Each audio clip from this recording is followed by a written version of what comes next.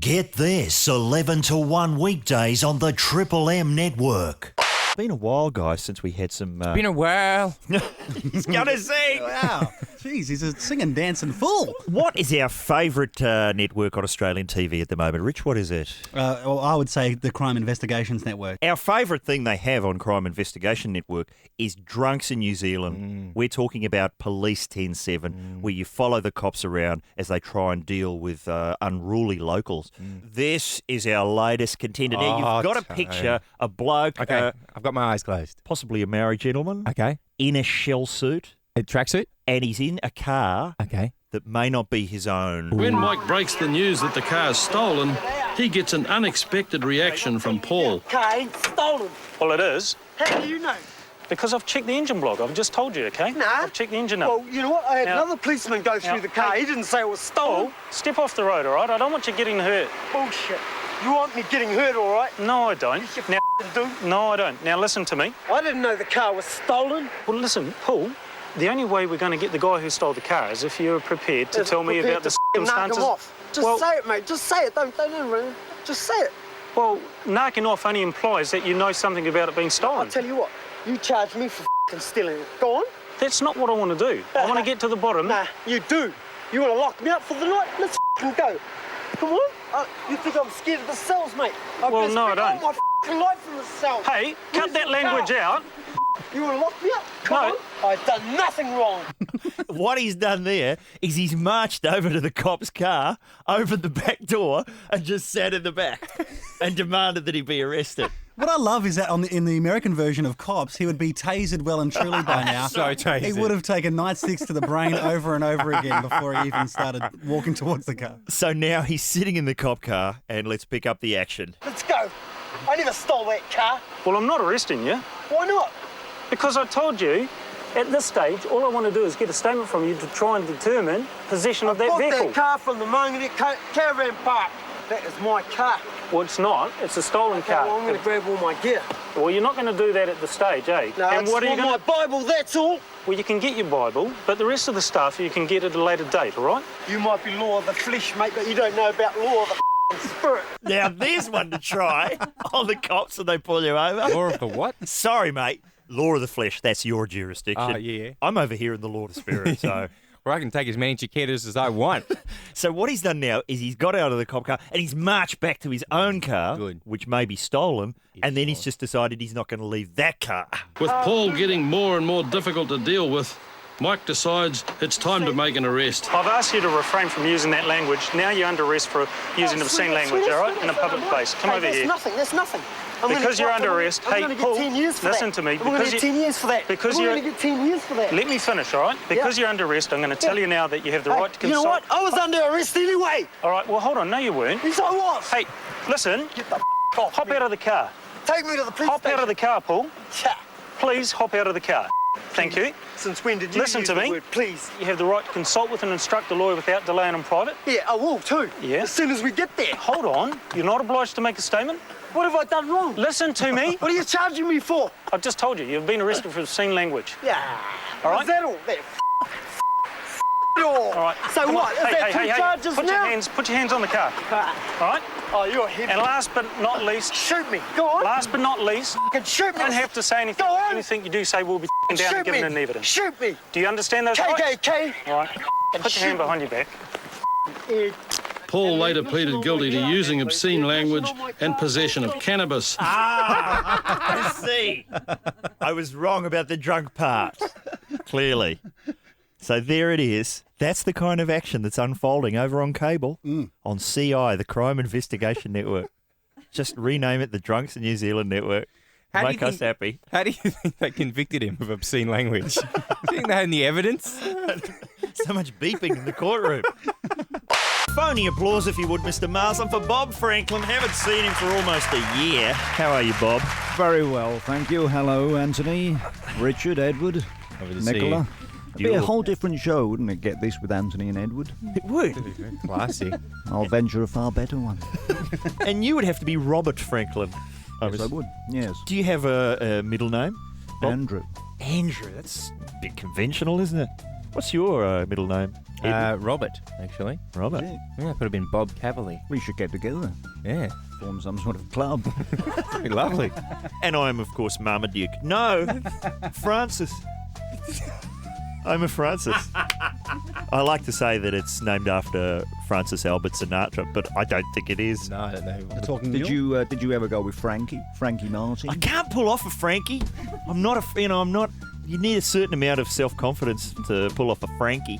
More jewellery You'd as have well. to start cracking safes or something. If you were Frankie Martin. I'd have to become a geezer. Pot cow! Thank you, Frank Butcher. He's a geezer. Any terminology you think we should introduce on the show? Strawberry's a good one. What's that? Your heart. Oh. Yeah, it's got a dodgy strawberry. Is that right? Is that rhyming or is that just a visual?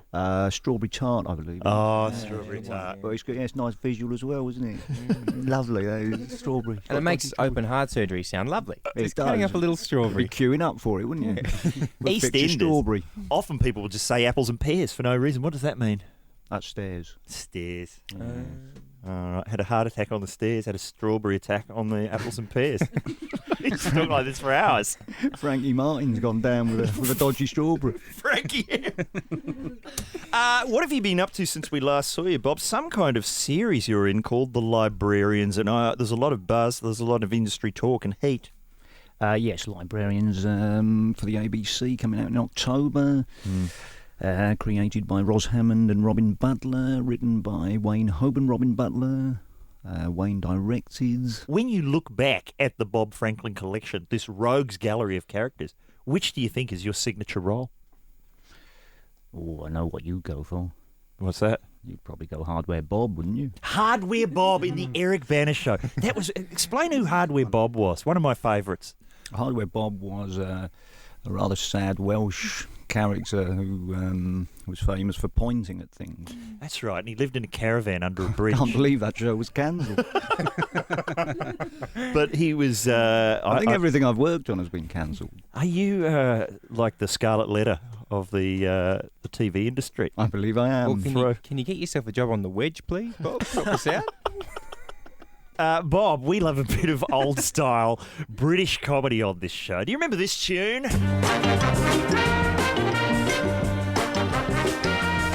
You recognise that one?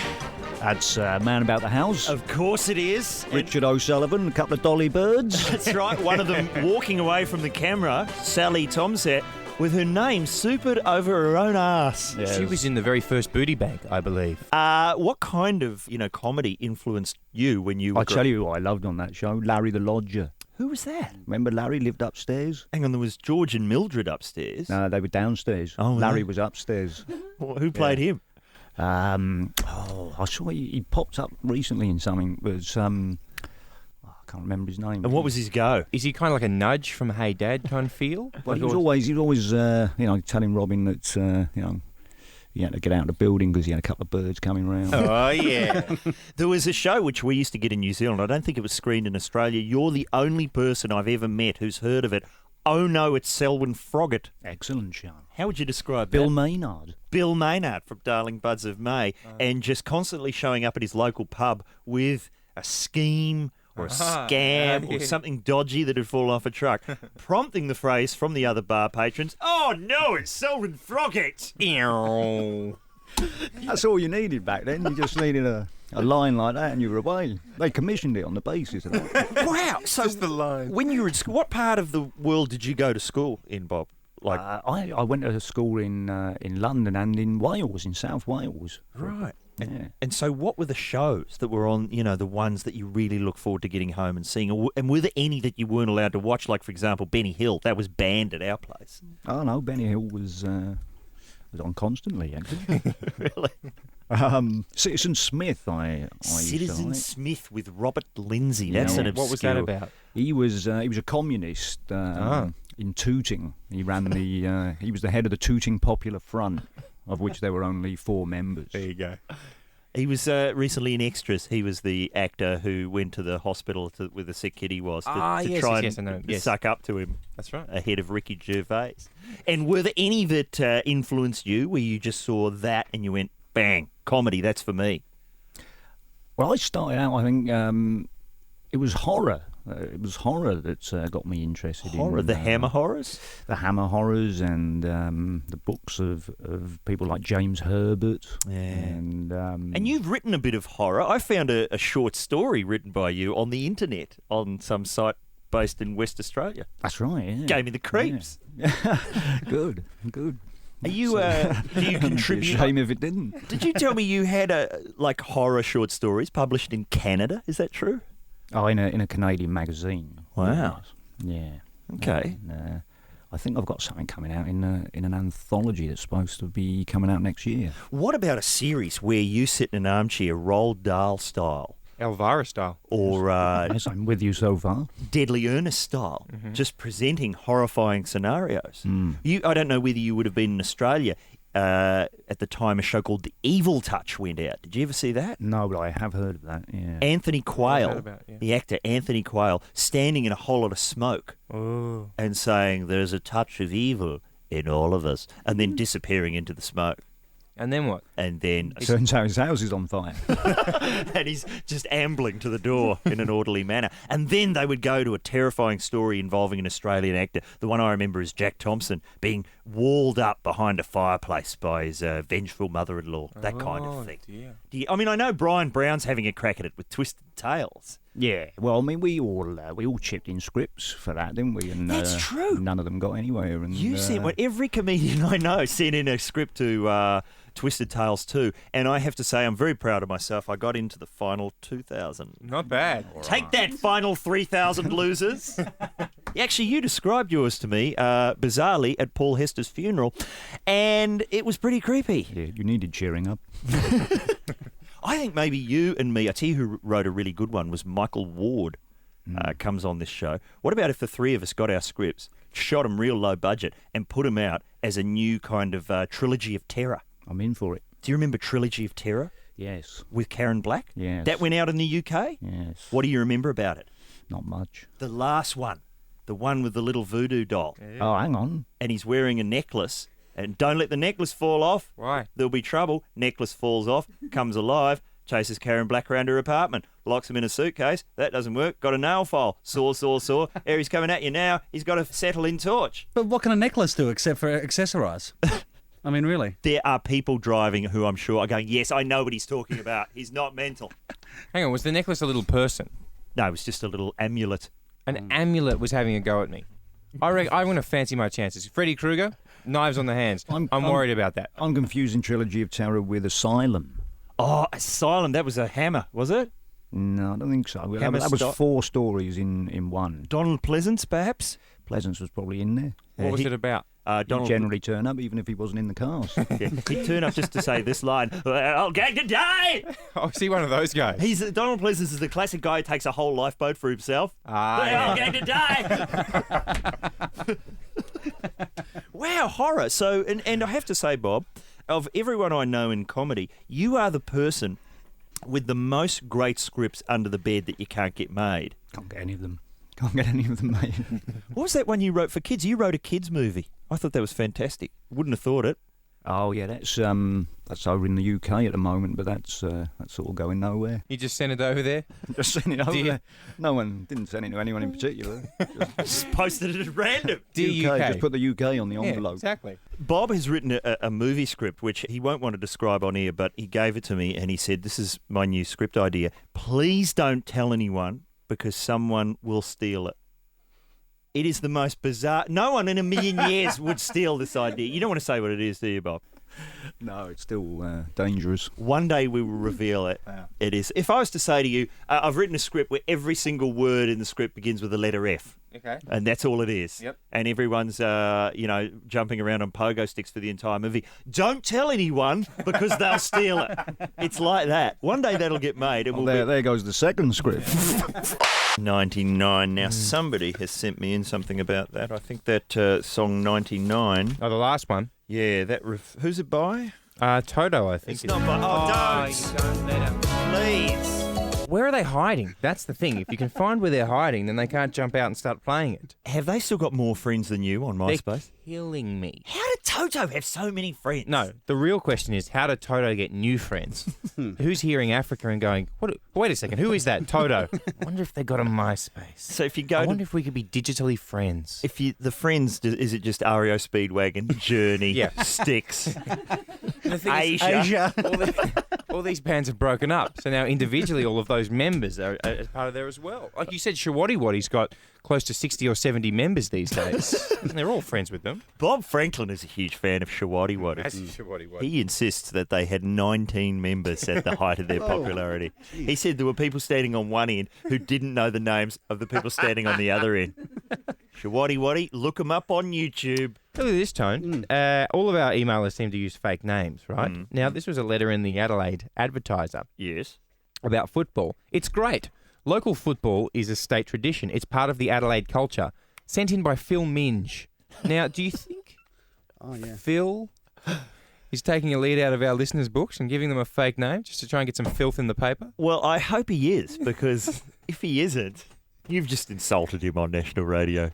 Maybe it's Ming or something like that. Maybe it's pronounced slightly different. It's like, I tell you about a documentary I tried to get funding for years ago and was knocked back by the Film Finance Corporation. No. There's an Australian movie called Moving Out, which I think was... Oh, that's Vince Colosimo's in that. I think it was his first film. Is Terence Trent D'Arby in that? Is Terry O'Mora in that, maybe? Possibly. It was around the time there were two of them, Street Hero That's right. and Moving Out with Vince Colosimo. A bit of Gino. There's like a character called Gino in each one. Probably was. It's all Lygon Street antics, and it's around about 84. If you look in the credits of Moving Out, like 35th down the credits. Hang on. Okay, all the listeners that are currently watching Moving Out, just pause it on the credits. This will make sense to you. If you go down the credits, there's a bloke who only ever appeared in one film, and that was Moving Out. His name is Alan Crapper.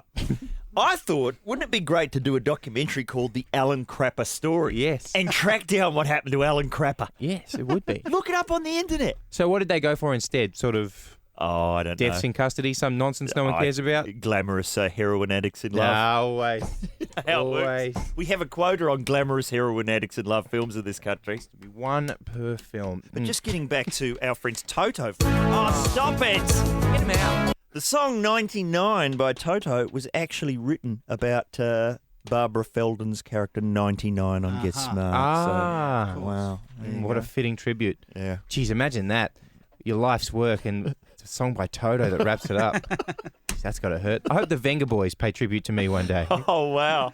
He likes to party. Yeah. Okay? What have we got here? You mentioned Transformers. Yeah, yes. John Cooney has written to real say name. that Ed forgot to mention the scene in Transformers where the hot female love interest started a tow truck by, yes, He's right. touching two wires together The red and the blue ones. underneath the steering column. Have you actually tried to do this, Richard? The only real one that I've ever seen in films is in Midnight Run, where he reaches into the boot and he pulls out this really obscure wire, Robert De Niro, and he does it. It looks like he really actually has to lift the bonnet, and he does about 5 or 6 things before he can actually start. So he does this it car. properly. Yeah, it looks like he does it properly. And given that Midnight Run is possibly the best film ever made, Yeah. I'm going to suggest that that's how it's really done. But if I was to just pop down the car park now, rip the steering column out from under, would there just be two loose wires that I could touch? I mean, why even have an ignition key if that's the case? But there's a sign on the wires saying, "These start the car.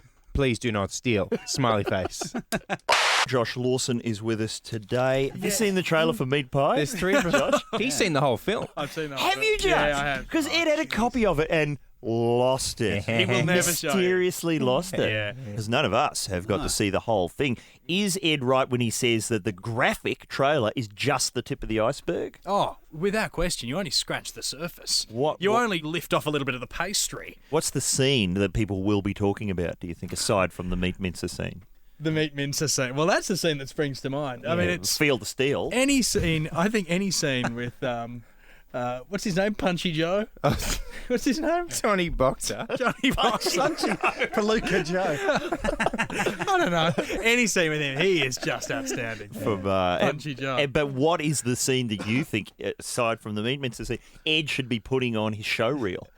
No, there's a scene where you get the genitalia of a porn star. Oh, yeah, that's a good one. That's a good scene. Yeah, where, yeah, yeah. you know, there's In the post? What are you talking about? through surgery, through complicated and grafted graphic onto your surgery. person. Yeah. So I think that's the scene that will make the world stand up. and That's say, the "Who is this AFI man?" acceptance. Yeah. Yes, that's the AFI clip. Yeah, absolutely right. Now, let's get to your phone topic. Favourite sailor? What are you talking about? Well, no. Look, I thought it was an interesting one, and a great topic. I'll go into my personal favourite. Yeah, give us your favourite sailor. right now. Yeah. We're soliciting now. Okay, I'm as going we to say say on radio. I'm going to say Donald Duck. He's technically a sailor. He wears sailor outfit, so that's all it takes. I love any group of 3 sailors who run up a street singing New York, New York. Yeah, That's it's a always wonderful been town. a favourite of mine. Okay, well, you can pick those 3 from On the Town. Tony Bullymore, obviously. Oh, Tony Bullimore. See if he can locate his arrival back in port because it never stops making us laugh. Well, there must be infinite amount of Absolutely. sailors. Favourite sailor for you, Mr. Marsland? I love it when Tony Soprano is driving his boat, the Stuttgarts, Stuttgarts. which means testicles. I think. But I love, and there's one. But I love it. There's one particular episode where he's trying to get someone to move out from next door to him, so he parks the boat in the river right across the road, and he just blasts an old Dean Martin live at the Copacabana CD. Oh, beautiful stuff. Until all hours of the day. But also the band Sailor, who had the hit A Glass of Champagne in the 70s, as well as this one. Girls, Girls, Girls. Remember Girls, Girls, Girls? Yeah. A band called Sailor. Right. That qualifies. Richard, this is all nonsense because when I brought this up with you yesterday in the office, without missing a beat or even looking up from your computer, I said favourite sailor, and you went Cher in the Turn Back Time film clip. And that one as well.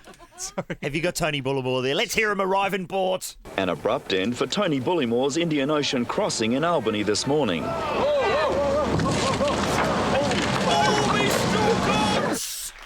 Beautiful Tony stuff. Bullymore crashes into a jetty. Who is your favourite sailor, listeners? Hey, Jack. Mate, how you going? Excellent, man. Who's your favourite? Love your show, mate. Oh, thanks, man. Good on you, Jack. Who's your favourite sailor? I like that girl in Under Siege 2, Steven Seagal, that pops out of the cake. That's one. I think that's Under Siege 1. Under Siege 1. Oh, one, okay then. Yeah. Under Siege 2 is on a train, sadly. Yeah. No cakes. No cakes No on that cake train. work at all. Now, who is that? Erica, how do you pronounce Oh, well, it? I would have said Eleniac, but you said Eleniac. Eleniac from Baywatch. I think it's about 16 and a half minutes in, something like that. Now, Jack, she's lost some clothes in that cake, hasn't she? Yeah, she ain't got a jacket on. I think her plum's showing. There we go. Plums. Really? That's interesting. That's one of those scenes where if you get it on VHS, when you get to that bit, This is shaky. the tracking goes. As a kid, I was a kid when that obviously came out, and we used to sit around the whole, private boys' school. We used to sit around and watch that and just pause and just stare for hours. Studying the cinema. Who's going next? Hey, Sam, how are you? Not bad. Yourself, guys? Oh, excellent. Who's your favourite sailor? Well, I just want to say, Tony, have you realised how similar the ad that you're running for Crown at the moment sounds remarkably like the sketch on the Satanic Sketches for the... No, I haven't realised this. That's obviously going out in Melbourne. That's the club, that club. Ah, damn it. Anyway. No, I didn't realise that because luckily there are people on the internet to realise that for me. Absolutely right. But thank you very much. I'll follow that up, Sam. Favourite sailor? The cast of Anything Goes. Just, the bursting into, song every 30 seconds about almost anything. Yes, musical sailors. Any musical numbers breaking out on Sea Patrol? No, but again, you want me to do that? I'll make a call. Yeah. Hang on, Josh, but you sing up a storm at the end of Squid, a short film that we're in, which is set on a boat. That's true. And can I say, I've just been nominated for Best Actor for Squid in the Queensland Film Awards. Yeah, now there's only one other actor in that film, which is Ed, which is who me. wasn't nominated. Yes. All right. Well, congratulations, Josh, and everyone involved in that film. Anything Goes. I would probably prefer Almost Anything Goes, although that itself was an inferior version of. Another treat. Greatest game of all. He's fallen over. Another treat for our Queensland listeners. It's a knockout. Who's going next? Hello, Daryl. How you going, guys? Excellent. Who's your favourite sailor? Well, it's got to be the biggest one of all of them, actually. It's the Stay Puft Marshmallow Man. Mr. Stay Puft from Ghostbusters. Right. He's a sailor. He's in New York. Wish him a good time. We got no problem. Exactly. I know the line. I know it well. How many times have you watched that movie? More times than I can even conceivably think of. And how many You and times? I have so much in common. How many times have you watched the second one? Not quite as many, but still up there. Once. Once was enough for me. Come on, you're too love harsh. all the positive slime. Mr. Stay Puffed, hilarious. Statue of Liberty. Not as hilarious. That's just mucking around with special effects. There's nothing funny. It's already big. It's already big. All right, Yeah, hold on, Toddy, sit down. All right. Calm down. Sit down. Doctors, let's get straight to medical corner. Aren't doctors getting a lot of bad press with this whole terrorism caper? Sure are. They are. Everyone's talking about your doctor might be a terrorist. Probably is. Yeah. Forget about that. That's just blowing smoke away from what's really going on. What they're really up to. Freebies. Have you been reading about this stuff? I knew it went on, but there was an amazing report by Steve Dow in the Fairfax Press a couple of weeks ago. No longer is it a simple matter of a patient's disease determining which pill gets popped. Commerce firmly guides the doctor's arm when reaching for the prescription pad. According to one of these blokes, doctors have been brought up on the teat of the pharmaceutical industry. They've become dependent on it. Are you finding a lot of that when you go to the doctors? Well, one of my friend's mothers was a nurse, and she used to get some of the surplus free gear that they would send out to the doctors, like just calculators and wonderful things, glass sets with Viagra written on the side. I think this... Baseball caps with Viagra on it. Wear it proudly. It's amazing. I think this calls for an old-fashioned doctor sketch. We've never done one here. No, Tone. All the time we've been working together. No, and I come in every day with a doctor sketch written, and he turns them down. Do you want to do one? I'd love to. Ah, Mr. Cavalis, come in, have a seat. Good timing. I've just received your test results. Seem pretty happy with them. Of course I am. Check this out. A full heritage fruit basket. And if I know the team at Blurn Pathology, where is it? Yes, that'll be the new iPhone. Check it out. That's my name scrolling across there. Yes, but the results, Doctor. Ah, them. Should be in here somewhere. Oh, what? Oh, look at that. 2003 Pinot. Nurse, could you come in here? There's something for you to sell her. Now, test results. Here we... Oh, no. No. That's not good. What? It says heartburn. You may merely be suffering from heartburn. That's good, isn't it? Well, for you may be, but if this is true, the best I can prescribe would be these things. Antacids? Yeah, you'd have to take 100 of them, and even then, all I get is a crystal decanter. Piss weak. I don't understand. Whereas if it's angina, I could prescribe this stuff, and me and the kids would be off to the Whit Sundays. Well, I'm calling this good news. You sure you wouldn't like to call it angina? No, I don't think. What about those chest pains? Have they been back? No. Look at that chart over there. What chart? Ow, that hurt. Chest pain? Better take 10 of these immediately. What are they? My ticket to the opening night of Les Miserables in New York. Please, Doctor, I'm feeling better already. That's often a bad sign. In fact, this isn't looking good at all. Unless I can prescribe you a full course of this drug, I'm going to be sitting in the dress circle with the plebs. According to this, Doctor, I'm suffering from either indigestion or heartburn. Maybe we should do some more tests. Why not? I could do with another mountain bike. Indigestion or heartburn. Now, what really is the difference? Well, if it's indigestion, the best I can hope for is another PlayStation. Doctor, you don't seem very concerned about my health at all. Mr. Cavalis, believe me, you're worth a lot more to me alive than dead. A lot more. I think what you really need is a long series of insulin shots. But I don't have diabetes. Would you like diabetes? Why would I want diabetes? Check out this brochure. That could be me coming down that water slide. I don't want diabetes. Just a little bit of diabetes? Come on, I haven't had an overseas trip since I put you on that massive course of penicillin. You know, I actually hadn't even come to see you. I just bumped into you at Coles. There was nothing wrong with me. It's all about you, isn't it, Mr. Cavalis? Well, while you're sitting around not being sick, where am I? Twiddling my thumbs in the Qantas Club. Right, I've had enough. All right, Mr. Cavalis, we'll have it your way. Indigestion it is. There's a prescription for 20 antacids. Good. Thanks. And if pain persists? Then I'm off to Ibiza! Dr. Mrs. Hughes is here. She says she needs some more asthma medication. Excellent. Book me a table for 10 at the Flower Drum. Okay. Sorry, we've toned down their real behaviour for that sketch. It's too unbelievable otherwise. Mr. Cavalis. Wasn't that the name they gave you in the press? Herald Sun in Melbourne were calling you Ed Cavalis. Mr. Cavalis. Yeah. Which gave me a real Bandito feel, which I liked. When are we going to get your TV review segment up? Telly Cavalis. Oh, that's a good idea. Wouldn't that be good? Actually, Tone, that could be next. That leads me to some sizzle as we play a new game, Neighbours Plot or Not. Yep. Now, unfortunately for you, Rich, the theme song to that is you singing Venga Boys, We're Going to Ibiza. I don't even know how it goes. We're going to Ibiza. Yep. In the Mediterranean sun. We're going to Ibiza to have some Venga fun. Okay. No, you... Oh, all right, if you're not going to do it, let's have this. Plot or not.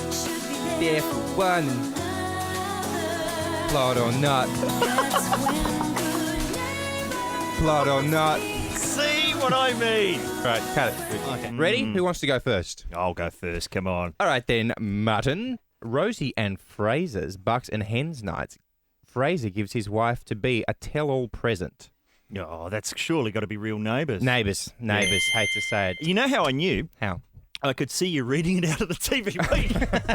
I've got to turn around. Obviously. Yeah, you guys turn around because The you can. meeting happens on air. Okay, Rich. I know you. I'm monitoring levels, and I know you are. I don't even. Okay. Just leave the levels to their own devices for a little while. Richard. Yes. When Lou and Harold wake up in a pool of spew and blood, the whole suburb is talking. Whose spew is it? Why is Harold pregnant? And why does Lou keep asking people for a strawberry shortcake? Well, it's a little bit difficult to do this segment when I'm off mic so much. Should I turn around? You can turn around to answer. Okay, that's clearly something to do with maybe Neighbours Uncut. It's Real Neighbours. Is that real neighbours? Tuesday night. Look out. Is the word spew in the TV week, can I say? No. Really? No. There was a big deal when I was a kid, and this is like, we're talking, early 70s, late 60s, early 70s. Coronation Street used to be a big deal in New Zealand. Bloke called Albert Tatlock threw up over the side of a boat. Oh, yeah? And it was shown on TV, and no one had ever seen vomiting on the TV before. Even teachers were talking about it the next day. Did you see Albert Tatlock have a spew? It was like the biggest deal in New Zealand for a week. Was it real spew? I don't know. It looked real. Really? It was disturbingly real. Wow. I mean, you didn't even see people spew in the movies in those days. Or maybe Michael Caine would occasionally spew. What? When did spewing become the norm? Obviously, this is a whole other segment. Because I saw an episode of High Five the other day. It was just spew from start to finish. You can hardly stand up. All right. Wow, spewing comes to Neighbours. All What's right. next? Okay, you ready? Martin, turn around. Yep. Zeke forges a closer bond with his grandfather as he becomes more and more convinced that the nurse poses a real threat to Tom. I don't know any of those characters, but I'm saying that's real Neighbours. That's Neighbours. That's Neighbours. Neighbours, real Neighbours. Okay, Richard, you ready? Yep. Have a see if you can guess. Here we go. The street is abuzz with rumours about Dr. Carl and the sexy new homeless woman who lives in the dump master behind Lassiter's. Is it love at first sight, or is he just using her for her goon bag pillow set? Well, it sounds like it might be recycled from Flying Doctors. Some of the action that was going on in Cooper's Crossing. Yep. Back in the late 80s. Yep. I'm going to say that is happening on Neighbours. Incorrect, my friend. Oh. No. They've never tackled the issue of a sexy homeless woman. Is that right? Yeah. They've had a one-legged man pushed off a cliff. Haven't got around to the sexy. Hey, is there really a one-legged man on? Paul Robinson, one-legged man. See, I bumped into people from Neighbours last week, and I was saying, "Have you got a one-legged bloke on that show?" They denied it. Were they just talking about the actor, obviously? Yeah. Or do they just not follow the storyline? I don't think they bother. Of their own. But Yeah. I'm describing the shonky falling off the cliff scene, and they're looking at me mystified. I go, "It's your show." What are they doing? Blokes falling off a cliff? They're just texting, are they? Yeah, absolutely right. They're busy starting to make a sandwich and then stopping when someone comes in to talk to them. Okay. All right, that's the end of the segment. That's it. Do we play us out, Rich? Get an exit to play us out? Can a finger boy it up? Go for it. The Vinger bus is coming and everybody's running from north to Ibiza in the Mediterranean sun. That's poor. And that was Our Dutch Eurobeat brothers and sisters will be turning. Neighbours Plot or not. Yes. Neighbours Plot or not, Tony didn't get it right.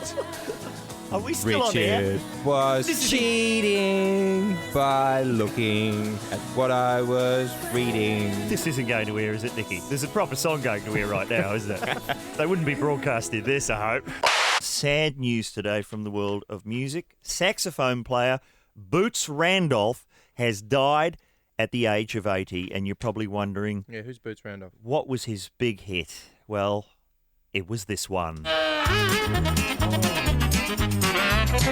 Oh, that's a very poor joke. Boots. Zero. Boots has bought the farm.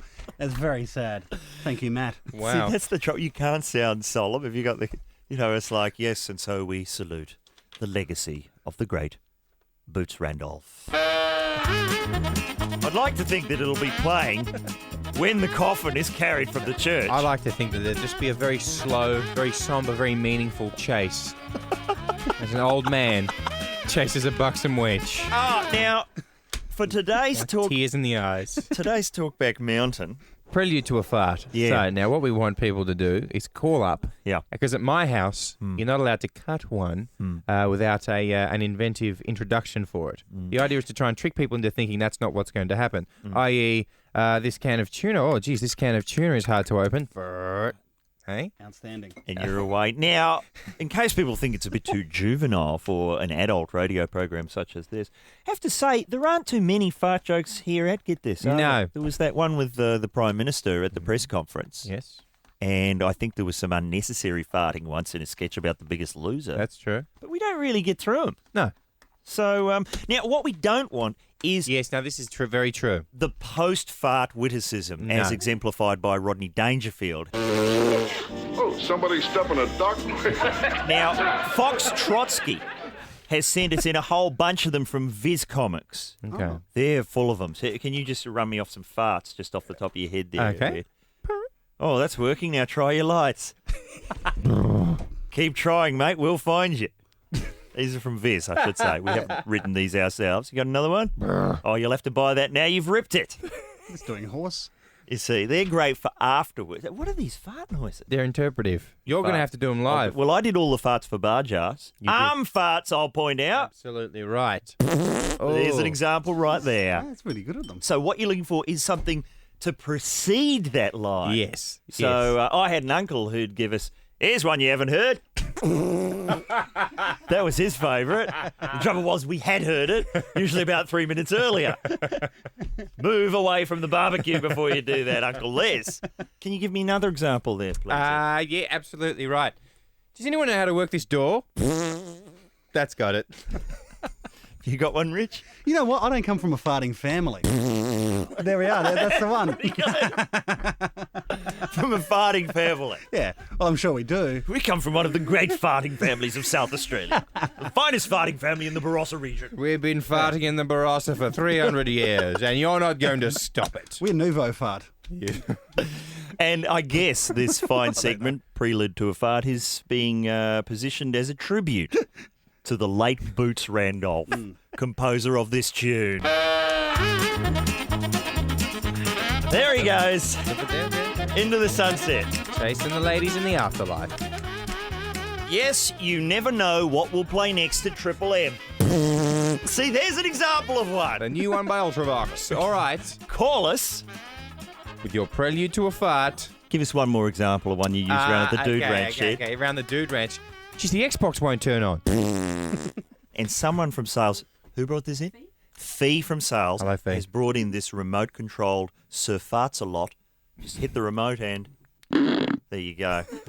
7 different sounds. But see, to me, that hasn't got the proper bottom end that you need. It needs a bit more grunt. So I will be providing, using the arm, I'll have you know, listeners, it's not that kind of show. The farts, and so we need people to drop the lines and we'll see how they play. Let's get into it. Hi, Lisa. Hi, how you going, guys? Great. Away you go. Knock, knock. It's as simple as that, Lisa. Well, if you actually say interrupting fart, say interrupting fart too. And you Let's have another crack at it. Sorry, Lisa. Take 2. Here we go again. Okay, knock, knock. Who's there? Interrupting fart. There you go. Perfect. We got there in the Brought end. the house down. Beautiful, Lisa. Thank you. Great job, Lisa. Thank you. Hello, Michelle. How are you? I'm great. How are you guys? Excellent. Away you go.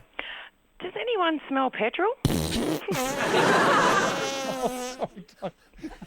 Oh, touche. That had a long tail on it, that kite. And we should point out this segment is a tribute to the late sax player Boots Randolph, dead at 80. Thank you, Michelle. Lovely to speak to you. Hello, John. How are you? Hey, guys. Away you go. And the Labor Party says... Political satire from the back door. Beautiful. Cutting edge. Hello, Jeff. How are you? Jeff, Hey guys, how you going? Great, mate. Away you go. Mine's a bit visual, but you bend over like you're about to start a chainsaw, and as you rip the arm back... I love it, Jeff, because it's got... Yeah, it in a bit more choking, it would have started. Bang! There's a sting in the tail. It's got mime. It's got movement. Good on you, Jeff. It's got a beginning, middle, and end. Keep them coming, Australia. Hi, Chris. How are you? How you going, boys? Great. Way you go. Oh, is that your phone ringing? I'm moving on to the upper arm. People get confused over Crazy Frog. Get a different pitch. There we go. Ringtones, you might be actual ringtone. Absolutely right, or just a Steph Max single. All right. Hello, Greg. How are you? Fantastic, guys. Where you go? Here comes another one, just like the other one. Dun, dun, dun, dun, dun. Sorry, I might have gone slightly early. You did, there. Tone. I'm sorry. That was Just a fun too keen. It's mix for the Jetsons car. It's musical, though. Lovely. Thank you, Greg. Finally, hi, Pete. How are you? How you going, guys? Excellent. Where you go? Check out my new mobile phone. It takes pictures, it does everything. And look what happens when I press this button. Fantastic selection. Finally, one more. Thank you, Pete. Hi, David. How are you? Not too bad. Where you go, son? Okay. Have you started your Allo collection? Well, there's a challenge. To cut one every time you hear that catchphrase on that ad. Thank you, David. Thanks to everyone who called. A lot of people didn't get the idea. It's sort of brevity is what you want. Listen to what this bloke suggested. I think that there's more things to do to appeal to a broader audience, you know? And one of those things is using really exciting percussion to get the audience going.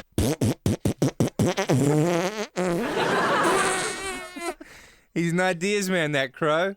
Oh, it's a struggle, but he got there. All right. Thank you, everyone. In memoriam. The late Boots Randolph. All right.